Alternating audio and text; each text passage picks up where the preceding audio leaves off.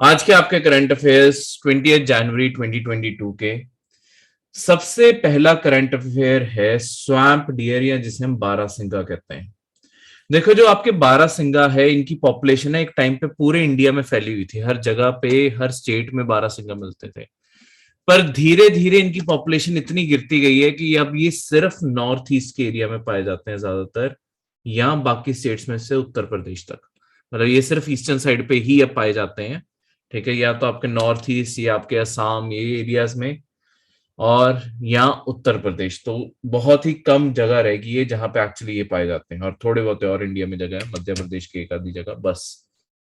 तो बहुत ही limited states रहेगी अब जहां पे बारहसिंगा रहेंगे, क्योंकि इनका जो शिकार है वो हद से ज्यादा हंटिंग में, काफी लोगों की हंटिंग, जब हंटिंग गेम्स होती थी, ये बहुत ही फेवरेट शिकार रहता था लोगों का। तो एक्चुअली इसके कारण इतनी पॉपुलेशन ग्रोथ पे ध्यान नहीं दिया गया इसका, और लगातार इसकी पॉपुलेशन ड्रॉप होती रही है। तो यही बेसिकली आज की न्यूज थी कि आपकी वल्नरेबल ईस्टर्न सॉम्प डियर, जो ईस्टर्न साइड पे क्योंकि अब रह गया, जो बाकी साउथ एशिया में अब एक्सटिंक्ट है। देखो, साउथ एशिया किसे रेफर करते हैं, सबसे पहले मैं यहाँ पे ये बता दूं। एक एक करके मैं इस न्यूज को ब्रेक डाउन करता जाऊंगा, और उसके साथ मैं आपको बहुत सारी चीजें बताता जाऊंगा। ठीक है, अब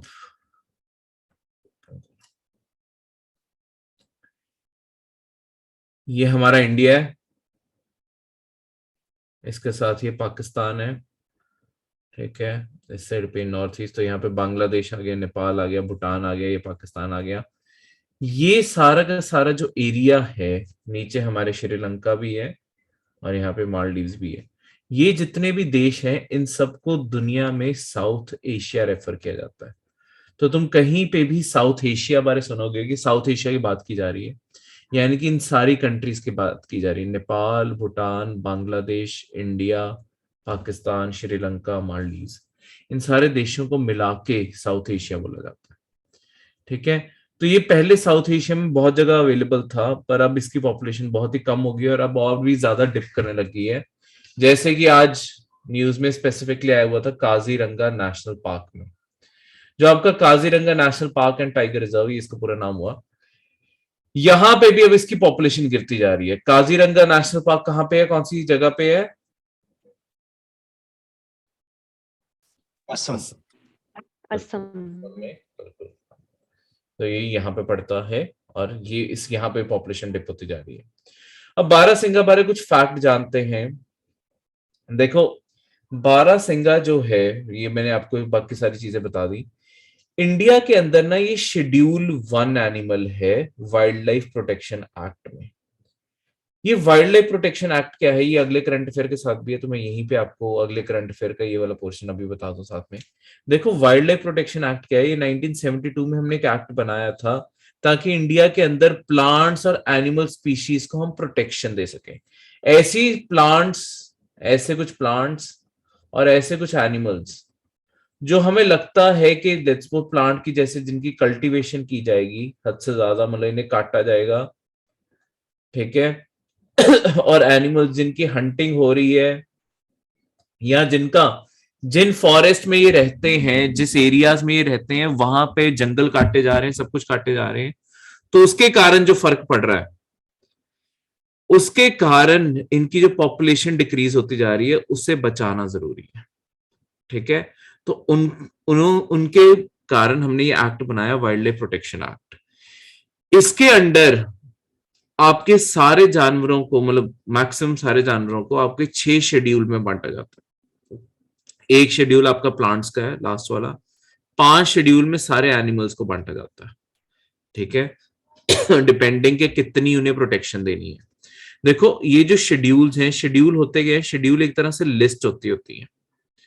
तो शेड्यूल 1 से लेके शेड्यूल 5 तक जो ये सारी लिस्ट है, इसमें एनिमल्स ही एनिमल्स हैं। और 1 से 5 में फर्क क्या है कि जो 1 वाले हैं वो मोस्ट प्रोटेक्टेड होते हैं। इन्हें ना तुम मार सकते हो, ना तुम खुद ब्रीड कर सकते हो, इन्हें, इनके साथ कोई भी छेड़खानी करना अलाउड नहीं होता। इनके अंदर जैसे टाइगर जैसे जानवर, लायन जैसे जानवर, जो इंडिया के लिए बहुत इंपॉर्टेंट है, ये बारहसिंगा भी, क्योंकि इसकी पॉपुलेशन गिरती जा रही है, उन सबको शेड्यूल 1 में डाला गया। इन जानवरों की हंटिंग नहीं की जा सकती अनटिल अनलेस जब तक परमिशन जारी ना हो।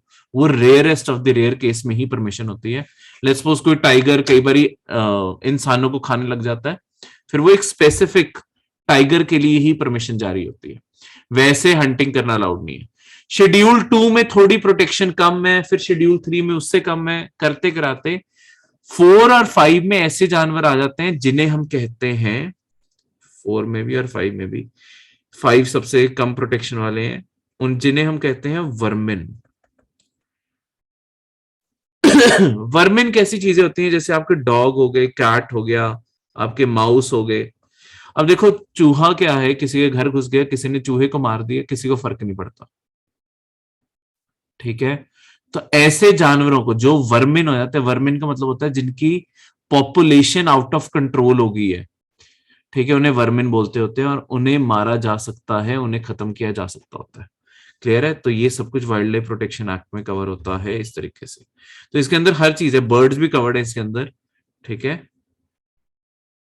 हाँ जी, लास्ट प्रीलिम्स में आपका क्वेश्चन भी आया था यही आपके वाइल्ड लाइफ प्रोटेक्शन एक्ट को लेके। ये एक्ट इंपॉर्टेंट है, इस कारण इसके ऊपर क्वेश्चन आते रहते हैं, ठीक है। शेड्यूल 6 में आपके प्लांट्स के बारे में मेंशन्ड है, ऐसे प्लांट्स जिनकी कल्टीवेशन के ऊपर रोक लगी हुई है, अनटिल अनलेस जब तक परमिशन नहीं मिलती इन्हें कल्टीवेट नहीं किया जाता, ठीक है।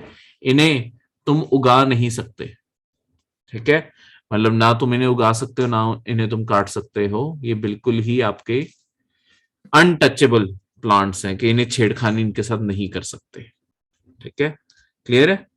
ये किसी की भी सोच से बाहर है। क्लियर है?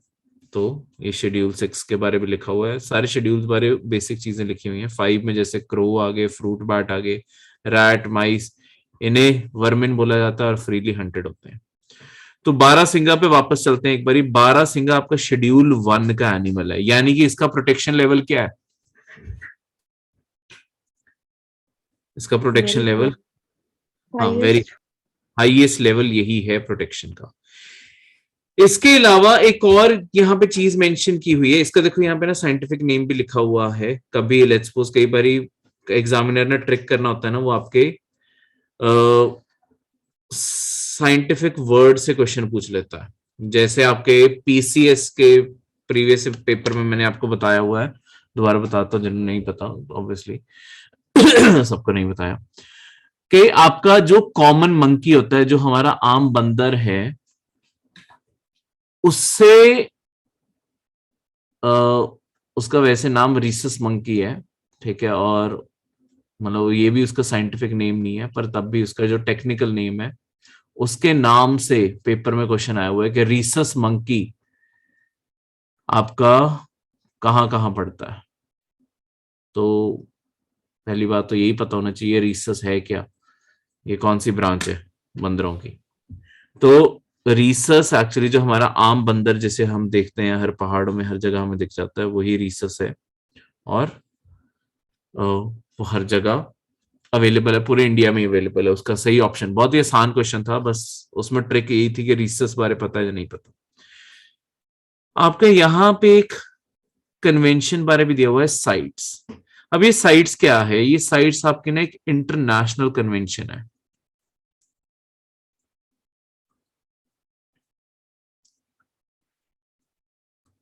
जो आपके cross border trade in endangered species, ठीक है, convention of international trade off endangered species, उसके साइट्स शॉर्ट फॉर्म है, ठीक है। तो ट्रेड इन इंडेंजर्ड स्पीशीज, उसके रिगार्डिंग एक कन्वेंशन है, ये एक ट्रीटी, मतलब एक साइन किया इसके ऊपर सबने। अब साइट्स में होता क्या है, साइट्स के अंदर भी अब एक तरह से शेड्यूल्स हैं, बस साइट्स के शेड्यूल्स को अपेंडिक्स कहते हैं। देखो हर अपेंडिक्स में क्या होता है, देखो ये जो ट्रीटी है स्पेसिफिकली इंटरनेशनल ट्रेड के रिगार्डिंग बात करती है, जानवरों के या प्लांट्स के, उसके ट्रेड के बारे में बात करती है। क्या एक कंट्री से दूसरी कंट्री जानवर को खरीदा या बेचा जा सकता है, या नॉर्मली दिया भी जा सकता है या नहीं दिया जा सकता, वो साइट्स बात करता है। तो इसके अंदर क्या है कि देशों की अपनी मर्जी है कि वो इसे साइन करना चाहते हैं या नहीं करना चाहते। इंडिया ने इसे साइन किया हुआ है, ठीक है। इसके अंदर फिर अलग अलग अपेंडिक्स होते हैं, जैसे अपेंडिक्स 1, 2, 3, 3 अपेंडिक्स हैं। आपके जो 1 अपेंडिक्स में आते हैं ना, ये ऐसे जानवर हैं जिनके ऊपर ट्रेड बिल्कुल ही बैन है। कोई भी दो देश आपस में इन जानवरों में ट्रेड नहीं कर सकते, ठीक है। कोई भी दो जानवर आपस में ट्रेड नहीं कर सकते, उनका आपस में कुछ भी लेना देना नहीं होगा, ठीक है। मतलब ट्रेड बिल्कुल बैन है। इलीगल ट्रेड ऑब्वियसली कई बार हो जाते हैं, पर अगर पता चलता है कि ऐसा कोई ट्रेड हो रहा है, उस ट्रेड को रोकना भी इन दोनों देशों की जिम्मेदारी है, ठीक है। तो इसके अंदर बहुत सारे प्लांट्स को भी प्रोटेक्शन दी जाती है। जैसे आपके आंध्र प्रदेश से रेड सैंडलवुड बहुत जाती है, तो उसे प्रोटेक्शन देनी बहुत जरूरी है, ठीक है। वो वहीं पे उगती है और बहुत ही खास लकड़ है वो, तो उस और माफिया के कंट्रोल में है, तो काफी ज्यादा उसकी ब्लैक मार्केटिंग होती है। उसके अलावा ऐसे बहुत सारे जानवर हैं जो खासकर बहुत ही एग्जॉटिक जानवर है, जैसे कि टर्टल्स हो गए। इंडिया के अंदर बहुत सारे टर्टल्स की वैरायटी है, ठीक है।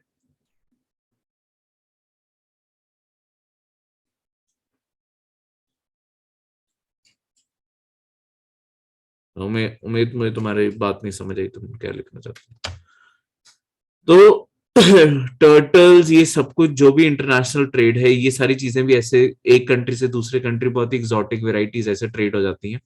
तो देश कोशिश करते हैं कि ऐसी चीजों के ऊपर बैन लगाएं। तो किसी भी देश को लगता है, जैसे इंडिया को लगता है कि जो बारहसिंगा है इसे बचाना जरूरी है, हम क्या करेंगे, हम साइट्स के अंडर इस जानवर को रेज कर देंगे कि इस जानवर के अंदर कोई भी कंट्री ट्रेड ना होने दे। अगर ऐसे ही और बहुत सारे देशों ने भी बारहसिंगा की प्रोटेक्शन के लिए एग्री कर जाते हैं, उसे डिपेंडिंग के कितने देश मानते हैं, उन्हें उतने अपेंडिक्स का लेवल ऊपर डाला जाता है और वो कितने खतरे में है। तो इस तरीके से इसे अपेंडिक्स 1 का स्टेटस मिला हुआ है कि इसके ऊपर इंटरनेशनल ट्रेड बिल्कुल ही बैन है। क्लियर है।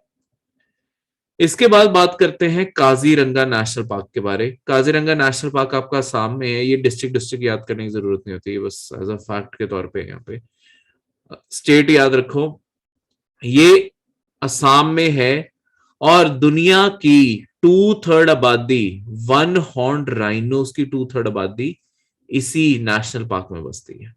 अब ये जो 1 हॉर्न्ड राइनोस है, ये इंडिया के लिए ये भी बहुत खास है। जो 1 हॉर्न राइनोज है उसकी 2/3 आबादी सिर्फ एक नेशनल पार्क में है, और जो बाकी की आबादी भी है ना, वो भी 90% जो पॉपुलेशन है वो इंडिया में ही है। इंडिया के अलावा थोड़ी सी पॉपुलेशन बस भूटान में बची है इनकी, बाकी सारी की सारी पॉपुलेशन इंडिया में है। ये 1 हॉर्न राइनोज राइनोज आपके जो गैंडे होते हैं उन्हें रेफर किया जाता है। तो इनमें सबसे बड़ी चीज यही है कि राइनोज, वैसे आपने कभी भी देखा होगा राइनोज के ना हमेशा 2 सिंग होते हैं, पर ये जो राइनोस होते हैं इनका सिर्फ एक ही सिंग होता है, इसलिए ये खास है और इन्हें बचाना जरूरी है। राइनोस की हंटिंग बहुत ज्यादा की जाती है, और इसके हंटिंग का बेसिकली कारण है जो आपकी ये हॉर्न है ना, ये हॉर्न को काटने के लिए। तो कई बार क्या होता है कि राइनो को कई बार बेहोश करके उसका हॉर्न काट लेते हैं, पर बात क्या है, जैसे उसका हॉर्न कटता है उसे पेन इतनी ज्यादा होती है, वो पेन से ही मर जाता है। तो इस पूरी चीज के प्रोसेस के कारण इनकी पॉपुलेशन ना बहुत ज्यादा गिरती जा रही थी। तो 1 हॉर्न राइनोस को बचाने के लिए भी इंडिया ने स्टेप्स उठाए, और 1 हॉर्न राइनोस बहुत अच्छी तरीके से अब दोबारा से रीग्रो कर रही है इनकी पॉपुलेशन। ये भी एक वल्नरेबल एनिमल है, ठीक है। इसके बारे में किसी टाइम करंट अफेयर में पढ़ेंगे, इसका भी स्टेटस वल्नरेबल है। स्टेटस क्या होते हैं, ये IUCN के अंडर होते हैं। ये एंड में आपको मैं बताता हूँ IUCN क्या है, ठीक है। तो इसके बारे में तब बताता हूँ। काजीरंगा नेशनल पार्क एक वर्ल्ड हेरिटेज साइट भी है। अब ये वर्ल्ड हेरिटेज साइट्स क्या होती हैं, इसके बारे भी थोड़ी सी इसके ऊपर भी रोशनी डालते हैं। देखो, आपकी एक ऑर्गेनाइजेशन है यूनाइटेड नेशन की, UNESCO, united nation education scientific and cultural organisation, UNESCO. UNESCO क्या करता है, कोई भी ऐसी कुछ साइट्स जो ह्यूमन या नेचर के पर्सपेक्टिव से, या तो इंसानों ने बहुत ही कोई यूनिक चीज बनाई है, या नेचर ने बहुत ही कोई यूनिक चीज बनाई है,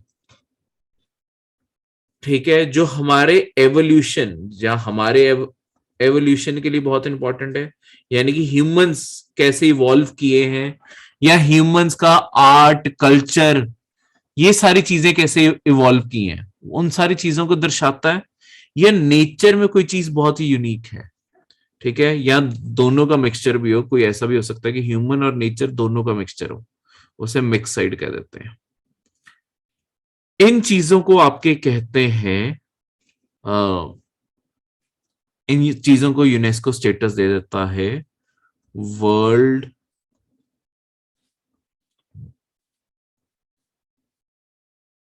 वर्ल्ड हेरिटेज साइट का, ठीक है। तो इस तरीके से स्टेटस मिलता है। टोटल 10 क्राइटेरियाज हैं, 6 ह्यूमन क्राइटेरियाज हैं और 4 यहाँ पे क्राइटेरियाज हैं। टोटल 10 क्राइटेरियाज हैं जिसके अंडर एक साइट को आइडेंटिफाई किया जाता है कि ये साइट इंपॉर्टेंट है, ह्यूमंस की एवोल्यूशन दिखाती है, ह्यूमंस की प्रोग्रेस दिखाती है, ह्यूमन का कल्चर दिखाती है, कोई भी चीज या नेचर में कोई चीज बहुत ही यूनिक हो वो चीज। जैसे आपके सिक्किम में एक बहुत बड़ा पहाड़ है, कौन सा पहाड़ है सिक्किम में? कंचनजंगा। कंचनजंगा। कंचनजंगा के जो पहाड़ है ना, ये उनके कैपिटल गैंगटॉक जब जाओगे तो आप जाके देखोगे कि ये हर जगह से दिखता है, ठीक है। तो ये बहुत ही सेंट्रलाइज पहाड़ है और हर जगह से दिखता है। ये जो पहाड़ है एक तो अपने आप में हिमालयाज में बहुत ही दिलचस्प पहाड़ है और इसकी मेकिंग बहुत ही सुंदर है। उसके अलावा इस पहाड़ को ना वहां की लोकल कम्युनिटीज ना रिलीजियस पर्पस के लिए भी यूज करते हैं, इसे ना पूजा जाता है इस पहाड़ को। इस कारण कंचनजंगा का जो पहाड़ है, कंचनजंगा कंचनजंगा का जो पहाड़ है ये एक मिक्स साइट है। ये नेचर ने बनाया है, ठीक है, जब हिमालयस बने हिमालयस का हिस्सा है तो ये उस तरीके से बना है, तो ये नेचर में भी इंपॉर्टेंट है। और इंसान क्योंकि इसकी वर्शिप करते हैं, उनका अपना खुद का बिलीफ भी इसके साथ जुड़ा हुआ है, तो ये ह्यूमंस के लिए भी इंपॉर्टेंट है। वैसे वर्ल्ड हेरिटेज साइट में आपका जैसे ह्यूमंस में बताऊं तो जैसे ताजमहल भी है, ठीक है, वो भी रिकॉग्नाइज्ड है, ऐसी सारी चीजें इसमें रिकॉग्नाइज्ड है। तो नेचर में इंडिया में ये भी रिकॉग्नाइज्ड है आपका Kaziranga national park. Kaziranga national park अपनी इसी चीजों के लिए यूनिक है। देखो इस यहाँ पे क्या होता है, हर साल यहाँ पे फ्लड आते हैं, ठीक है, हर साल फ्लड आने के बाद, पर फ्लड वैसे क्या होता है, फ्लड हमेशा नहीं तो नुकसान करता है, पर यहाँ पे जब फ्लड आते हैं ना, फ्लड यहाँ पे बहुत ही पॉजिटिव माने जाते हैं, क्योंकि जैसे ही काजीरंगा में फ्लड आएंगे उसके बाद एक यहाँ पे ग्रासलैंड्स ही ग्रासलैंड्स उगने शुरू होते हैं जब फ्लड का पानी वापस चला जाता है।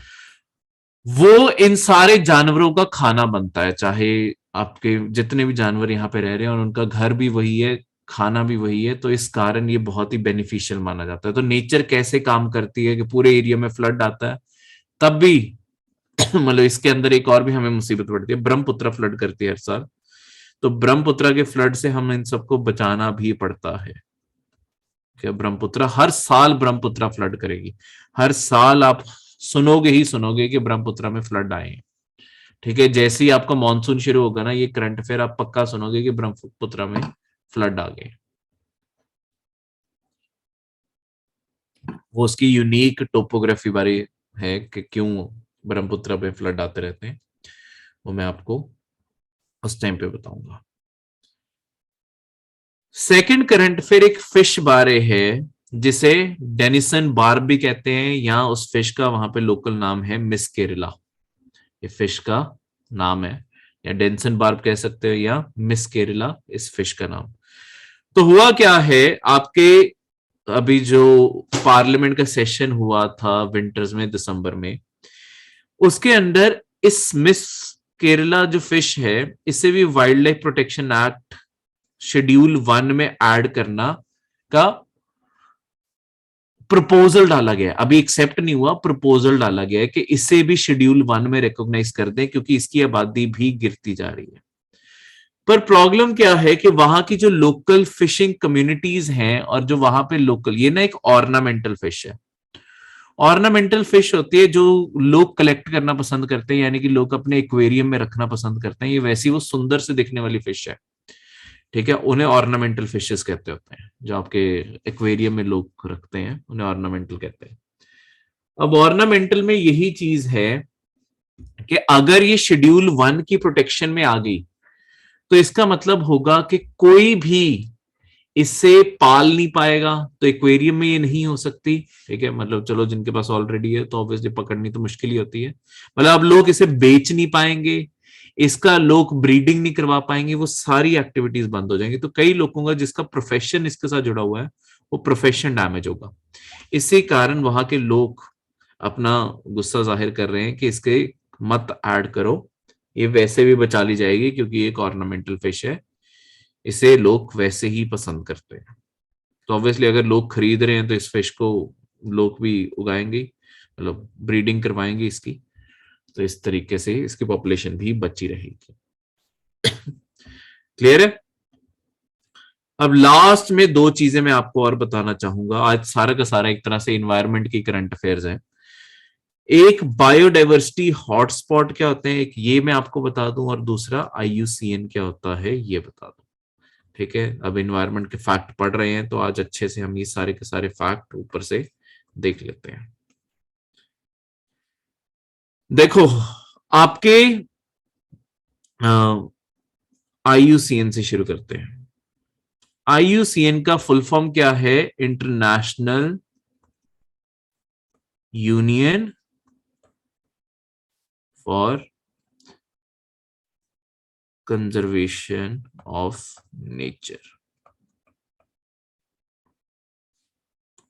तो IUCN ये एक इंटरनेशनल NGO है, नॉन गवर्नमेंट ऑर्गेनाइजेशन है, जिसका काम है दुनिया भर में अवेयरनेस फैलाना, ताकि दुनिया भर में आपके प्लांट्स एंड एनिमल्स को बचाने के लिए सरकारें स्टेप्स उठाएं। तो देखो, वैसे सरकारों का पर्सनली कोई इंटरेस्ट नहीं होता, क्योंकि जेब से पैसे ही खर्च हो रहे हैं जानवरों को और प्लांट्स को बचाने के लिए, तो ऐसे तो सरकारें ध्यान ही ना दें, बजट अलॉट ही ना करें इन्हें बचाने के लिए। तो IUCN क्या करता है, ये लोगों में अवेयरनेस क्रिएट करने की मतलब कोशिश करता है, ताकि लोग प्रेशर क्रिएट करें अपनी सरकार के ऊपर इन जानवरों को बचाने के लिए। इसके लिए ये क्या करता है, एक ना रेड बुक पब्लिश करते हैं। ये रेड बुक के अंदर ये हर जानवर और प्लांट को भी स्टेटस देते हैं कि ये कितने खतरे में है खत्म होने में, ऐसा कि इसकी आबादी कितनी खतरे में है कि खत्म हो जाएगी। दो बेसिस पे ये सारे के सारे स्टेटस दिए जाते हैं। दो क्राइटेरिया क्या हैं, एक तो ये कितनी ज्योग्राफी में फैले हुए हैं, और दूसरा इनकी कितनी पॉपुलेशन है टोटल। देखो, पॉपुलेशन ऑब्वियसली किसी जानवर की पॉपुलेशन कभी पहले लेट्स सपोज 1000 थी, 2 साल बाद देखते हो 800 हो रही है, 2 साल बाद देखते हो 700 हो रही है, तो तुम्हें दिख रहा है लगातार पॉपुलेशन गिर रही है। अगर इस जानवर को नहीं बचाया गया ये तो जानवर खत्म हो जाएगा। तो इस तरीके से पॉपुलेशन पे नजर रख के भी उसका स्टेटस देखा जाता है। दूसरी चीज क्या है कि वो कितनी ज्योग्राफी में फैला हुआ है। अब एक जानवर इमेजिन करो जो इंडिया में भी पाया जाता है, अमेरिका में पाया जाता है, ब्राजील में पाया जाता है, रशिया में पाया जाता है, मतलब बहुत सारी कंट्रीज में पाया जाता है। मेरे कहने का मतलब है सारी दुनिया में, अफ्रीका में पाया जाता है, ऑस्ट्रेलिया में पाया जाता है। कोई भी ऐसा एक जानवर लगा लो जो हर जगह पाया जाता है, पूरी दुनिया में पाया जाता है। अब अगर इसकी टोटल सारी दुनिया में मिला के आबादी भी 1000 है ना, ठीक है, और कोई एक ऐसा जानवर है जो सिर्फ अफ्रीका के एक जंगल में पाया जाता है, और इस जानवर की आबादी 5000 है, तो नंबर में देखोगे, नंबर में तो ऑब्वियसली ये जो सारी दुनिया में फैला हुआ जानवर है इसका नंबर कम है, इसका नंबर तो ज्यादा है। पर प्रॉब्लम क्या है कि लेट्स सपोज कभी इस जंगल में कोई भी बीमारी फैल गई, कोई भी डिजीज फैल गई, होगा क्या, ये सारी पॉपुलेशन साथ की साथ मर जाएगी। ठीक है, बहुत ही शायद छोटा सा नंबर बचे, अचानक की डेथ्स इतनी हुई कि 500 ही बच गए, तो ये तो बहुत ही सडन डिक्लाइन है। एक और ऐसी डिजीज फैली, ये तो सारी खत्म हो जाएंगी। जिसकी ज्योग्राफी बहुत फैली हुई है दुनिया में, उसमें क्या है कि लेट्स सपोज अमेरिका में बीमारी फैली, यहां पे इसकी सारी पॉपुलेशन खत्म होगी, पर बाकी सारी दुनिया में तो बची हुई है। हम क्या कर सकते हैं, बाकी सारी जगह से एक एक दो दो और लेके यहाँ पे दोबारा से री इंट्रोड्यूस कर देंगे। पॉपुलेशन रिवाइव तो की जा सकती है, पर जब वो एक ही जगह पाए जाते हैं ये खतरा ज्यादा है। तो इसके मुताबिक IUCN ये दोनों चीजों को चेक करता है और उसके मुताबिक वो हर जानवर को स्टेटस देता है, जानवर को भी और प्लांट को भी, कि वो कितना खतरे में है खत्म होने के लिए। तो इसके अलग अलग लेवल हैं जिस स्टेटस के, ठीक है, मैं यहां पे आपके सामने बनाता हूं। देखो, जिस जानवर की आबादी बहुत होती है, कोई खतरा नहीं है, उसे कहते हैं कि वो लीस्ट कंसर्न का जानवर है, कुछ भी लेना देना इससे नहीं है, ठीक है। लीस्ट कंसर्न का है, मतलब इसके ऊपर ध्यान देने की जरूरत नहीं है, इसकी ज्योग्राफी भी बहुत है, इसकी पॉपुलेशन भी बहुत है, कोई फर्क नहीं पड़ता, इसके ऊपर ध्यान ना दो। उसके बाद क्या होता है, जैसे उसकी आबादी को थोड़ा बहुत खतरा बढ़ने लगता है, उसे कहते हैं ये नियर थ्रेटन्ड है। अब ये थोड़ा सा खतरे के पास आ रहा है, नियर थ्रेटन्ड है। इसके बाद अगला लेवल क्या आ जाता है, इसके बाद हो जाता है वल्नरेबल। अब ये खतरे के बहुत पास आ गए, अब इनके ऊपर खतरा डायरेक्टली है। अब अगर और ज्यादा पॉपुलेशन डिक्लाइन होती जाएगी, फिर ये क्या होंगे, एंडेंजर्ड। फिर और ज्यादा आबादी गिरती है तो उसे कहते हैं critically endangered. Critically endangered. फिर और ज्यादा अगर आबादी गिरी, देखो क्रिटिकली एंडेंजर्ड का मतलब है कि अब नहीं बचाया तो बस खत्म है। फिर क्या होता है, फिर ये एक्सटिंक्ट, बस खत्म होने शुरू होते हैं, एक्सटिंक्ट इन वाइल्ड, कि अब ये आपके ओपन फॉरेस्ट या ऐसी किसी जगह पे नहीं मिलते, मिलेंगे तो आपके किसी, लेट्स सपोज हमने शायद किसी जू में रखा हो, ठीक है, कहीं पे हमने बचा के, इंसानों ने बचा के रखा हुआ है, पर नेचर में अभी मिलना बंद हो गया। और लास्ट स्टेज है आपका एक्सटिंक्ट, बिल्कुल ही खत्म हो जाना, ठीक है। तो इस तरीके से, इस लेवल से ये सारी चीजें मूव करती हैं। क्लियर है? तो इस चीज को याद रखना। अगली चीज जो है, जो ये IUCN के बारे एक बेसिक था, ठीक है, किसी करंट अफेयर में नहीं तो इन्वायरमेंट में तो डिटेल में पढ़ेंगे। करंट अफेयर का यही फायदा होता है, जो इन्वायरमेंट में नहीं पढ़ा, एक बेस पता भी चल जाएगा, जब इन्वायरमेंट पढ़ लोगे तब बार बार चीजें रिवाइज होती रहती हैं, ठीक है। तो करंट अफेयर जनरल स्टडीज के पोर्शन का भी बहुत बड़ा पार्ट कवर करते रहते हैं। इसके बाद अगली चीज जो मैंने आपको बतानी थी वो है हॉटस्पॉट। हॉटस्पॉट क्या होते हैं, हॉटस्पॉट एक ज्योग्राफी को बोला जाता है। देखो हॉटस्पॉट क्या होते हैं कि लेट्स सपोज कहीं पे बहुत ज्यादा आपकी डाइवर्सिटी पाई जाती है, ठीक है, प्लांट्स की भी डाइवर्सिटी होता है, वैरायटी, प्लांट्स की वैरायटी और आपके एनिमल्स की भी वैरायटी, बहुत सारी आपकी यहाँ पे डाइवर्सिटी पाई जाती है। और किसी, मतलब बहुत ही अच्छा जंगल था, बहुत ही अच्छा पूरी एरिया था, और उस पूरे एरिया में बहुत टाइप के प्लांट्स पाए जाते हैं, बहुत सारे एनिमल्स पाए जाते हैं, पर फिर क्या हुआ, इस पूरे एरिया में ह्यूमंस आ गए, ह्यूमंस आए, ह्यूमंस ने यहाँ पे तबाही मचा दी। तो अगर कोई भी एरिया अपनी बायोडाइवर्सिटी का 30% से ज्यादा लूज कर चुका है, ठीक है, लॉस में चला गया है 30% से भी ज्यादा, तो उसे कहते हैं कि वो एक हॉटस्पॉट बन गया है। हॉटस्पॉट ये नहीं माना जाता सिर्फ बायोडाइवर्सिटी से, जहां बायोडाइवर्सिटी होती थी और अब उसमें से 30% बायोडाइवर्सिटी ऑलरेडी लूज हो चुकी है इंसानों के कारण, उसे हम कहते हैं हॉटस्पॉट। क्योंकि उसमें क्या है कि देखो, एक ऐसा एरिया है जिसे नहीं बचाया गया तो बहुत सारी बायोडाइवर्सिटी खत्म हो जाएगी, और क्योंकि ह्यूमन एक्टिविटीज हो रही हैं तो ऑब्वियसली इस एरिया पे लगातार लॉस हो रहा है इसका ऑलरेडी, तो इसे हॉटस्पॉट कह देते हैं।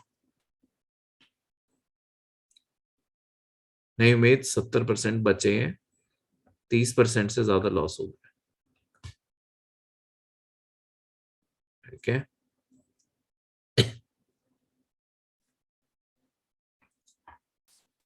ओ नहीं, ठीक है, तुम सही कह रहे हो, 70% से ज्यादा लॉस हो चुका है, अब सिर्फ 30% ओरिजिनल बची है, ठीक है। 30% ओरिजिनल, मतलब हमने शायद कोई और पेड़ पूड़ उसके बाद लगा दिए हो और जानवर आ गए हो, पर ओरिजिनल का अब सिर्फ 30% बचा है, बाकी ज्यादातर आपका लूज हो गया, ठीक है, तो उसे हॉटस्पॉट कहते हैं। क्लियर है? कोई भी डाउट यहाँ पे? किसी को किसी भी टाइप का कोई भी डाउट हो? ठीक है, तो छोटे छोटे जो बीच में वर्ड्स थे मैंने आपको उनका मतलब भी डिटेल में बता दिया है। अब इस रोज की तरह आपने करंट अफेयर्स को बाद में क्लास के बाद डिटेल में रोज के रोज पढ़ भी लेना है, ताकि रिवीजन साथ के साथ होती रहे। कोई भी डाउट हो फिर मुझसे पूछ भी लेना, अभी भी कोई डाउट है तो पूछ सकते हैं।